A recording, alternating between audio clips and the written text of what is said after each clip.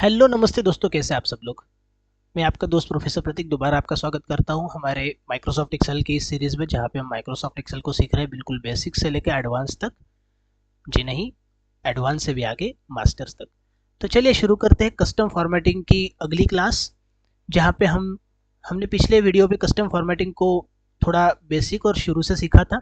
अगर आपने वो वीडियो नहीं देखी तो प्लीज़ पहले उस वीडियो को देखिए, उसके बाद आप इस वीडियो पे आइए। ये जो पूरा प्लेलिस्ट अपना चल रहा है, इसका लिंक मैं डिस्क्रिप्शन बॉक्स में डाल देता हूँ, तो आपको आसानी होगी इससे पहले वाली सारी क्लासेस को देखने के लिए। तो अगर आप सीक्वेंस में देखेंगे तो आपको सारी चीज़ें डिटेल में समझ में आएंगी, अच्छे से समझ में आएंगी। चलिए शुरू करते हैं कस्टम फॉर्मेटिंग की दूसरी क्लास के साथ, दूसरे पार्ट के साथ। कस्टम फॉर्मेटिंग में अभी हमारे पास अगला क्वेश्चन है कि मैं ये चाहता हूँ यहाँ पे जो भी डेटा मेरे सामने शो हो रहा है, इसमें जो निगेटिव वैल्यू है, negative value should be in bracket with red colour. जो भी निगेटिव वैल्यू है वो मुझे ब्रैकेट में चाहिए और उसका कलर रेड होना चाहिए। ठीक है, तो मैं दो कंडीशंस लगा रहा हूँ। देखिए कैसे कर सकते हैं इसे। कंट्रोल 1 के साथ कस्टम फॉर्मेटिंग का डायलॉग बॉक्स ओपन हो जाएगा। आप चाहो तो यहाँ पे जनरल की जगह पे ड्रॉप डाउन है, यहाँ पे क्लिक करके भी उसे ओपन कर सकते हो।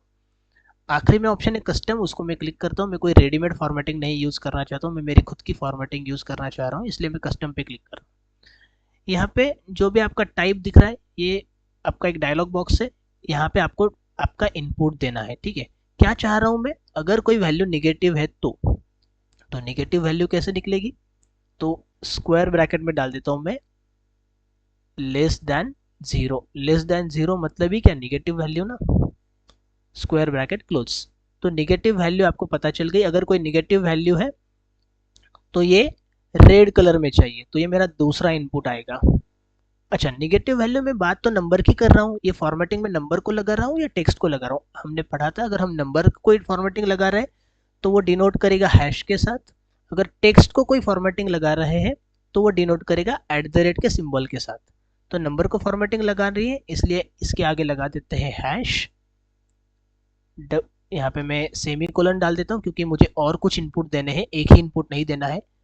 ठीक है, अगर मैं चाहता कि सिर्फ उसका कलर रेड हो जाए तो बस यहाँ पे रेड लगा देता मैं, और वो इनपुट मेरा खत्म हो जाता और वो रेड कलर में आ भी जाता। लेकिन मैं एक से ज़्यादा इनपुट देना चाह रहा हूँ, इसलिए मैंने सेमी कोलन लगा दिया। दूसरा इनपुट मेरा ये है कि उसको कलर करना है रेड, तो यहाँ पे स्क्वायर ब्रैकेट के अंदर लिख देते हैं रेड, स्क्वायर ब्रैकेट को कर दिया क्लोज। और ये जो नंबर है इसको अगर मैं हैश करूंगा यहाँ पर तो क्या होगा, वो नंबर को रेड करेगा। ठीक है, लेकिन मैं सारे नंबर को रेड करना चाहता हूँ क्या, जी नहीं, मैं सिर्फ उन नंबर को रेड करना चाह रहा हूँ जो आपको दिख रहे हैं माइनस में, यानी निगेटिव में। तो ये नंबर जो है वो निगेटिव होना चाहिए, तो यहाँ पे मैं लिख देता हूँ माइनस का सिंबल और इसको मैं ब्रैकेट भी लगा देता हूँ। ठीक है, तो देखिए इसका क्या मतलब हुआ, इसका मतलब ये हुआ कि ये लेस देन जीरो है। अगर कोई नंबर लेस देन जीरो है तो आपको फॉर्मेटिंग लगानी है। सेमीकोलन में आगे क्या फॉर्मेटिंग लगानी है वो हमने मेंशन किया, उसका कलर रेड करना है और उस नंबर को आपको माइनस साइन भी देनी है और ब्रैकेट में भी डालना है। ठीक है, तो अगर माइनस में आपको कोई नंबर दिख रहा है तो माइनस साइन के साथ ब्रैकेट के अंदर आ जाएगा और उसका कलर हो जाएगा रेड। चलिए ओके करके देखते हैं कि आपको दिख रहा है या नहीं। देखिए जो भी नंबर्स आपके यहाँ पर माइनस में शो कर रहे थे, निगेटिव शो कर रहे थे, उसे माइनस साइन लग चुका है और वो ब्रैकेट में आ चुका है। ठीक है, एक और मजेदार चीज देखते हैं। अगर आपके सामने कुछ इस तरह के नंबर्स है और ये जो नंबर्स है ना, ये लैंडलाइन नंबर्स है। ठीक है, तो लैंडलाइन नंबर्स को लिखने का एक फॉर्मेट होता है, उसका कोई एक एसटीडी कोड होता है और डैश करके आगे उसका नंबर होता है। तो मैं चाहता हूं कि यहाँ पे जो लिखा हुआ है ना, ठीक है, जीरो, उसके बाद दो नंबर्स है, फिर वो ब्रैकेट में आने चाहिए क्योंकि वो एसटीडी कोड है, उसके बाद डैश लगेगा, उसके बाद जो रहेगा वो हमारा एक्चुअल नंबर रहेगा। तो ये जो नंबर्स है ये कितने डिजिट के, एक बार काउंट कीजिए, 1 1 2 3 4 5 4 3, यानी ये टोटल 8 डिजिट है। बराबर है, तो मैं चाहता हूं कि इसके जो शुरुआत के 2 डिजिट है ये एसटीडी कोड है और उसके बाद वाला जो नंबर है वो नंबर है। तो ये नंबर को मैं स्प्लिट करना चाह रहा हूँ, तो इसको मैं टेक्स्ट फॉर्मेट के थ्रू भी कर सकता हूँ। टेक्स्ट का फंक्शन आगे आने वाली वीडियोस में हम उनको सीखेंगे, फिलहाल मैं उसको कस्टम फॉर्मेटिंग के जरिए कैसे कर सकते हैं वो दिखाता हूँ। तो ये पूरा डेटा मैंने सिलेक्ट कर लिया है, कंट्रोल 1 के साथ ओपन करते हैं कस्टम फॉर्मेटिंग का डायलॉग बॉक्स। मैं चला जाता हूँ कस्टम के ऊपर, ये जनरल को मिटा देता हूँ। फिलहाल मैं क्या चाह रहा हूँ कि शुरुआत के जो 2 डिजिट है वो है मेरे एसटीडी कोड और वो ब्रैकेट में आनी चाहिए।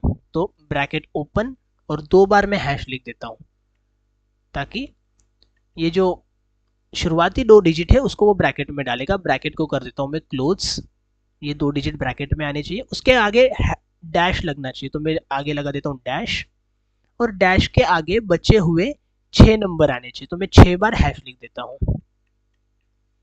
ठीक है, तो इससे क्या होगा, देखिए आपको ऊपर सैंपल दिख रहा है, 11 ब्रैकेट में आ गया, डैश लग गया आगे, और उसके बाद आ गया है आपका बचा हुआ नंबर। ठीक है, ओके कर देता हूं मैं, तो देखिए इस तरह से हो गया। मैं चाहता हूं ब्रैकेट की जरूरत नहीं है, बस बीच में डैश होगा तो भी सफिशियंट है। तो कैसे करेंगे, बस ब्रैकेट निकाल देंगे।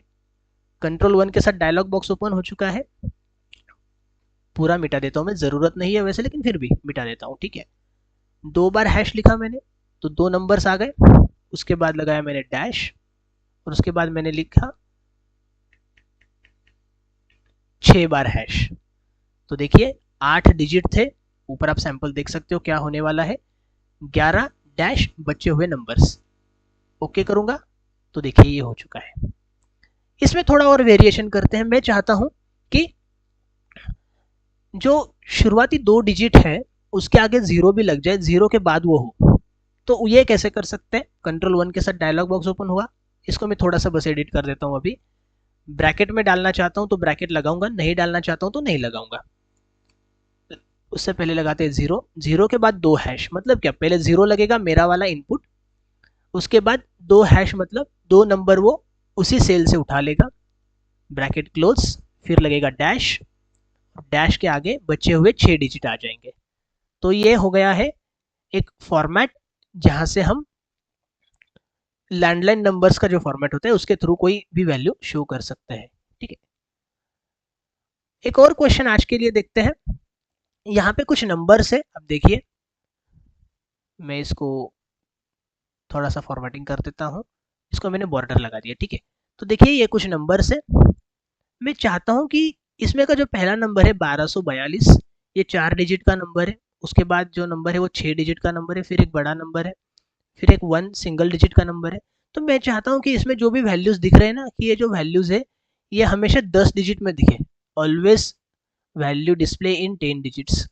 जो भी वैल्यूज दिख रही है बस 10 डिजिट में दिखनी चाहिए, इसे मल्टीपल डिजिट्स में अच्छा नहीं लग रहा है। तो ये बहुत ही इजी है, कंट्रोल 1 के साथ आप डायलॉग बॉक्स ओपन कीजिए सेल फॉर्मेट का, कस्टम के अंदर चले जाइए, कस्टम में आप जनरल को मिटा दीजिए। आप कितने डिजिट चाहते हैं, 10, तो बस 10 बार 0 लिख दीजिए। इससे क्या होगा कि आपका जो देखिए यहाँ पे 1242 आपको दिख रहा है सैंपल में, उसके पहले 6 बार 0 लग चुका है। 6 बार 0 लग चुका है मतलब क्या, कि जो भी वैल्यूज दिखेगी 10 डिजिट में दिखेगी, उससे पहले 0 लगे रहेंगे। तो क्लिक कर दो और ये आपके सामने रिजल्ट है। यहाँ पे मैं टाइप करता हूँ, मान लीजिए नीचे 542 542, एंटर करूंगा, देखिए 542 आ चुका है, लेकिन उसके पहले 7 बार 0 लग चुका है, तो सारी वैल्यूज अब दिखेगी 10 डिजिट्स में। क्या मैं ये मैन्युअली कर सकता था, मैं मेरे सिलेक्शन के बाहर करके देखता हूँ, 542 एंटर किया, देखिए 542 आ गया है।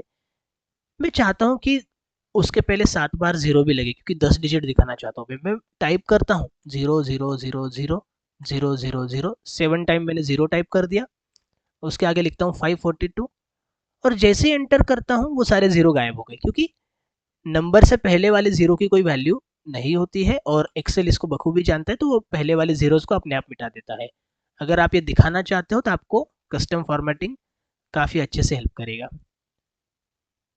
चलिए एक और मज़ेदार चीज़ आज के लिए सीखते हैं हम, कि अगर आपको कोई भी वैल्यूज़, जैसे हम आगे सिक्योरिटी वाले सेक्शंस में जाएंगे तो हम सीखेंगे ही, आपके पास कोई भी एक शीट है, उसमें कोई भी वैल्यू है, उसे आप छुपाना चाहते हो, हाइड करना चाहते हो, तो आप कैसे कर सकते हो। मान लीजिए मैं इतना सिलेक्शन करता हूँ, मैं इतने एरिया में काम करना चाहता हूँ, या मैं पूरे इसमें भी कर सकता हूँ, लेकिन फिलहाल मैं इतने एरिया में ही करता हूँ।